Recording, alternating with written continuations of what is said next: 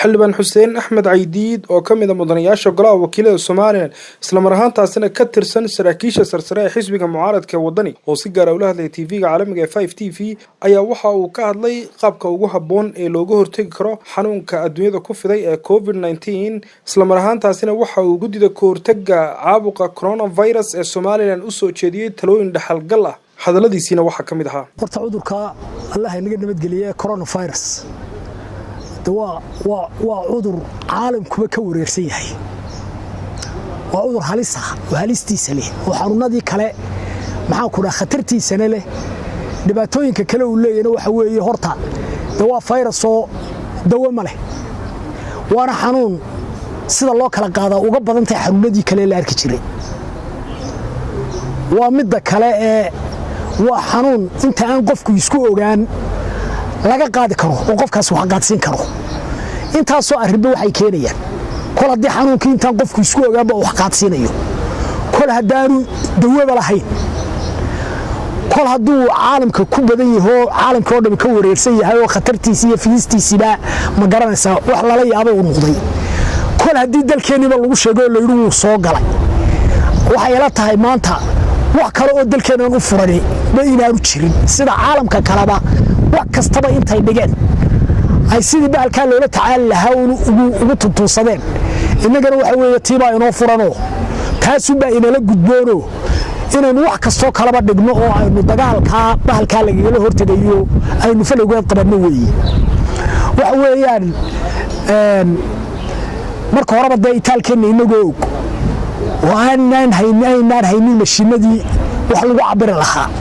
oo aynaan haynin meel dadka lagu kala karantiimeeyo oo ma garanaysa farabadan oo dalka oo dhan nooga samaysan oo aynaan hayn cusbitaallo u qalabaysan oo qalabkii baalka lagu tacaali lahaa leh markay tahay ta ugu weyn marka qofkana la gudboon qarankana la gudboon cid walba la gudboon waxa weeye bal sidii la isu badbaadin lahaa فيروس كان نوعنا كوفيد 19 ayaa xajmigiisu weeyay oo culimadu waxay ku sheegeen inuu marag kasta daldaloolkeeda aanu ka gudbin marooyinka caadiga ah marka marag kasta inuu noqon karaysa inuu afka ma garanaysa ku xidhanno waxa aynu faraa ku farameerka faradhaqa saabuunta ayaa iyadana loo amaanay aynu maalintii intaynu karaynaba 20 daqiiqo mar ayay de ma garanaysa dalka hore u maray yiraahdaan 20 daqiiqo mar qofku ha faraxasho marka faraxalka iyo milixda oo lagu faraxalanayo biyaha diiran iyo milixda oo lagu luqluqanayo xilliyo fara badan maxaan ku raahdaa biyaha oo la cabayo waliba kuwa kulul dhaqaatiirtu fariimo badan bay ina siisay marka inaynu fariimaha dhaqaatiirta caafimaad kana qaadano kuwa gudigana qaadano dadkeenu inuu horta u dhaqaaqa inuu isbadbaadiyo qof waliba gaarkiisa qofka kale uga fogaado uga durko isaguna inaan wax qaadsin isagana aan la qaadsin way qofku isagoon isogeyn ayuu wax qaadsinaya marka anigu si aanan anigoon isogeyn aan wax u qaadsin waa inaan afkayga si xidha oo marka horeba Axmed Caydiid ayaa waxa uu xukuumadda ugu baaqay in la xidho dhammaanba xuduudaha Soomaaliland sidoo kale la joojiyo duulimaadyada dalka ka socda ee diyaaradda Ethiopian Airlines waxaana gudida ka hortagga caabuqa COVID-19 ugu baaqay in dalka la geliyo xaalad degdeg ah xildhibaan Xuseen Axmed Caydiid oo markale arintaasi ka hadlay waxa hadaladiisii kamid ahaa xukuumaddana waxaan leeyahay waxay la tahay qayladhaanta waa ugu yartahay qalabkii lagu baarayay dalkeena ma yaalo ilaa imka Nairobi baa loo diray maqlayay Nairobina inta waxay naga soo noqonayaan waa waqti dheer anigu waxay la tahay hay'adda maxaa ku dhaca caafimaadka adduunka iyo maxaa ku dhaca dawladaha waaweyn meel loo qayshadaba waxa weeyaan inaynu horta qaylino u qayladoonkeenu u bato qayladhaanteenu badato oo kala dib halkii dalka lagu sheegay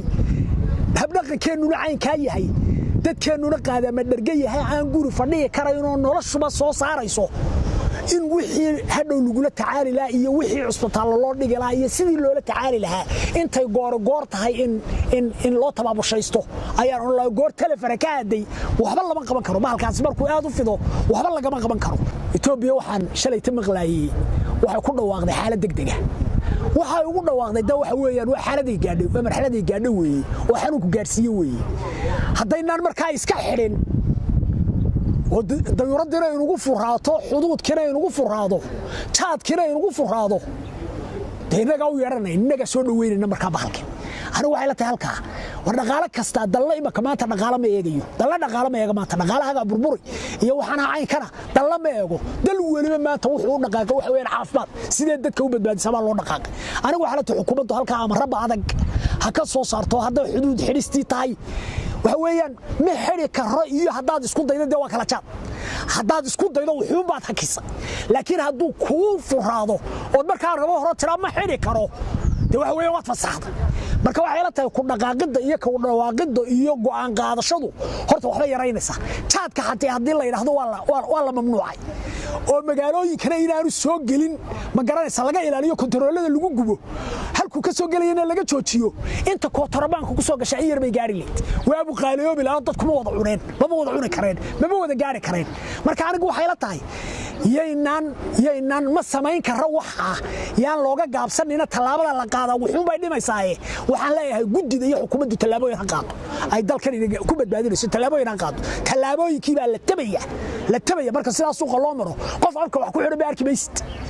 haddana waxa lagu jira dadka waa la isu soo fasaxay waa la isu soo daayay marka waxay la tahay sidii loo kala eriyaa sidii guriga loogu xarayn lahayd sidii baddo loo samayn lahaa development hal qabta baan leeyahay salaamu calaykum 5TV Hargeysa.